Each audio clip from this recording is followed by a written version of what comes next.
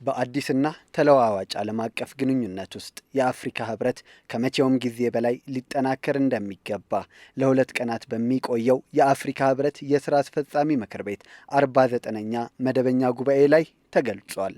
የአፍሪካ ሀገራት አህጉራዊ የልማት ግቦችን እውን የሚያደርጉ የአጀንዳ 2063 ግቦች ስምምነቶችን በአፋጣኝ እንዲያጸድቁና እውን እንዲያደርጉ ተጠይቋል። የአፍሪካ ዘላቂ እድገትን ለማረጋገጥም ሀገራት በጋራ መስራት እንዳለባቸው ተገልጿል።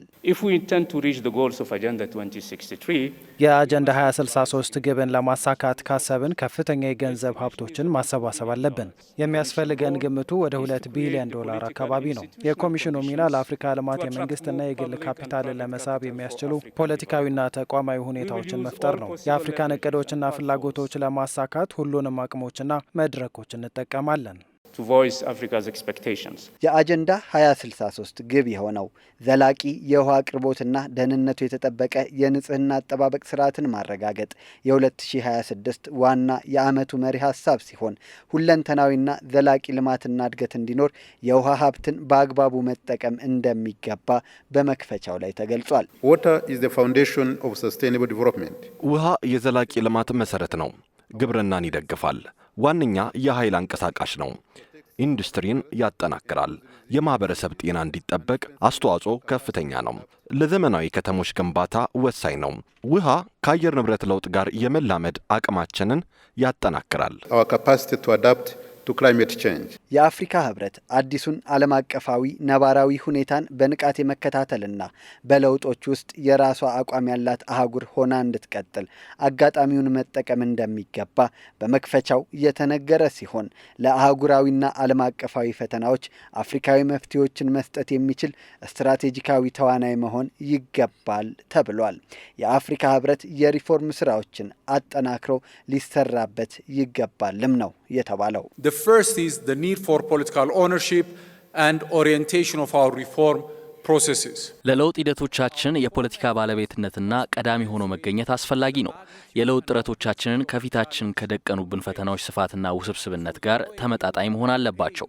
በቀድሞው የአፍሪካ አንድነት ድርጅትና በአሁኑ የአፍሪካ ህብረት በኩል ከቀደሙት ድህረ ቅኝ ግዛትና ከቀዝቃዛው ጦርነት እንዲሁም ከግሎባላይዜሽን ጋር ተያይዘው ለገጠሙ ፈተናዎች ተገቢውን ምላሽ ሰጥተናል።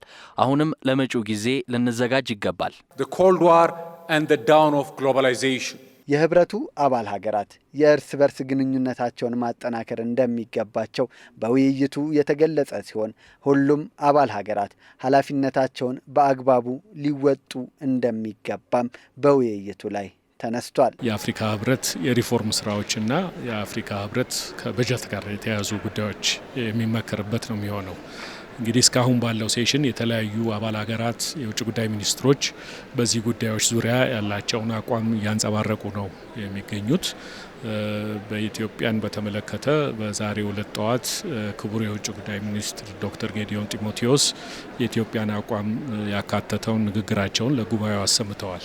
አፍሪካ እጅግ ተለዋዋጭ በሆነ ጂኦፖለቲካዊ የዓለም ሁኔታ ውስጥ እየሄድን ያለ ነው።